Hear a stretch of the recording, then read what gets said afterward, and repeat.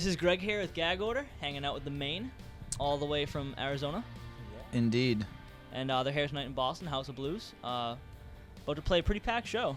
The line was ridiculous. It was like up and around the corner. Like, I've never seen anything like that. That's nuts. Good.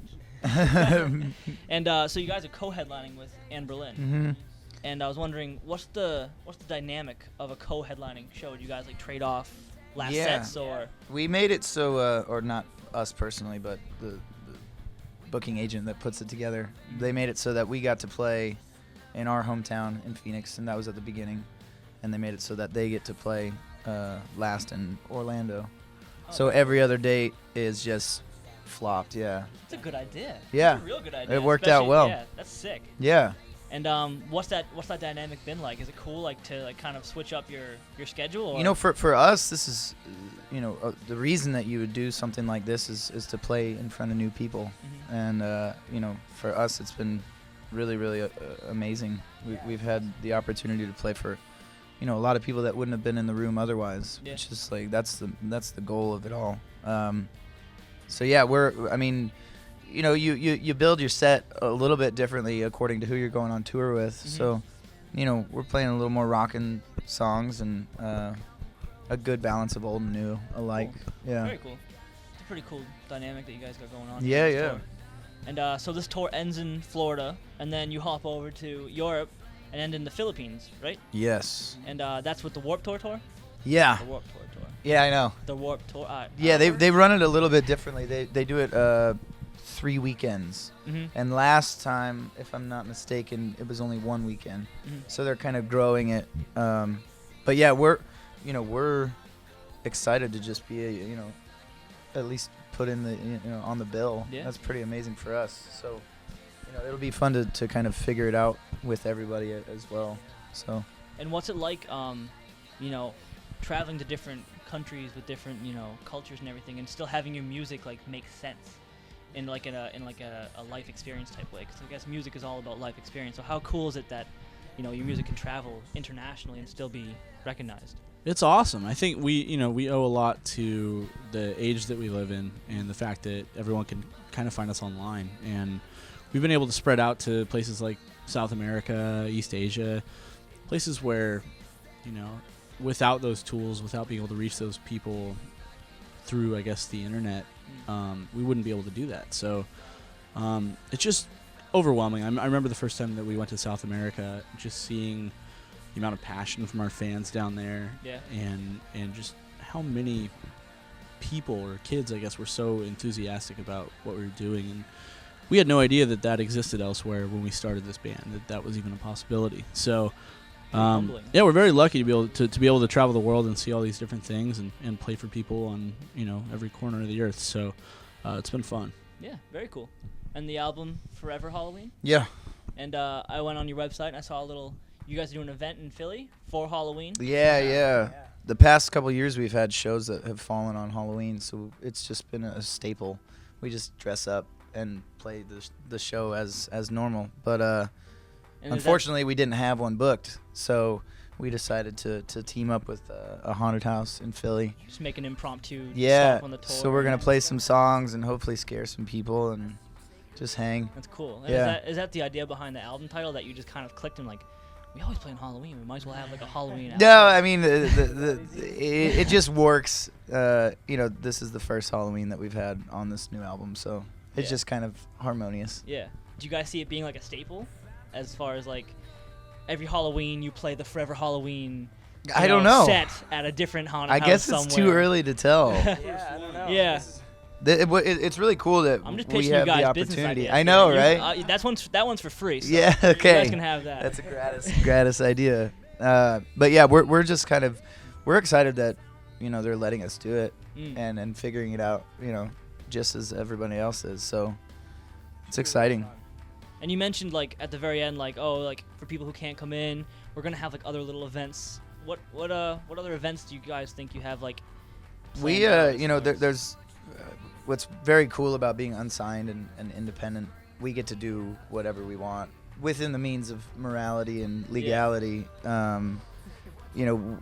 We like to think outside of the box and always have 1.5 million different ideas getting thrown about. So, the ones that actually stick are the ones that, have been talked about for a while. Right. So,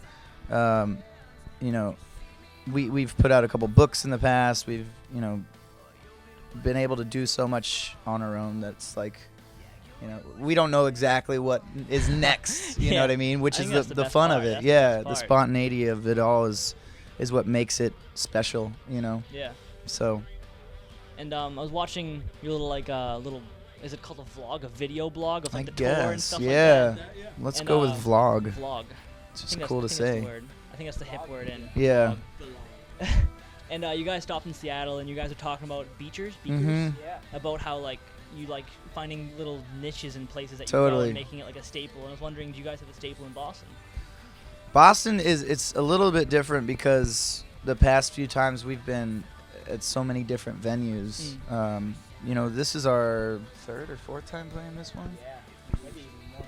But 2.5-3 months ago we were at Paradiso, I Paradise, believe. yeah. Paradise, yeah.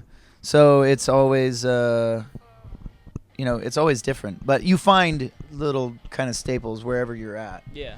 Granted, right here you got Fenway, which is pretty sick. Yeah. There is a Wagamama, That's true. and we've hit it up 3 times now. Did So you guys get a Fenway sausage, Fenway Frank? not this Ooh, time that's around. A. In the past we have. Okay, fair Yeah. enough. Yeah, we went I don't on know. a tour over there. Yeah. Very cool. Okay, very cool. And so like what's next as far as life goes for you guys? Well, we have a bunch of like touring planned, which Yeah. is nice. Right now the album's just fresh, so we're gonna try it. Ride it out and Yeah, see yeah. how long it can bring you. We have some stuff, extra songs and stuff that we're gonna kind of piece together and put out in support of the new album, and just kind of see where it takes us. Yeah, nothing other than the touring aspect. There's nothing like solidified, or we don't have to answer to anybody, so it's kind of whenever we feel like doing something, we can. Yeah, Pretty cool. yeah. And just one question, I guess, is like, who did you guys like? I feel like Arizona is a little bit lost in the music as far as like music seems to be very coastal in the terms of like you have your East Coast stuff, your West Mhm. Coast stuff. And Arizona's more West Coast, but I think it's like lost in that kind of like Seattle, LA kind of like curve that you got going on there. I was wondering, who did you guys listen to or look up to when you guys grew up playing music at a young age? As far as the Arizona music scene is Or concerned, just in general. or just like, in general? Like, who did you guys? I think a lot of the staple stuff, like as far as being in high school, being young, I think like Newfound Glory and stuff like that. What's funny is like, not that anything that we listened to back then hasn't really withstood the test of time, but I've found that we are kind of leaning more towards stuff that was prior to us, stuff that we weren't alive for. Right. The Rolling Stones, Neil Young.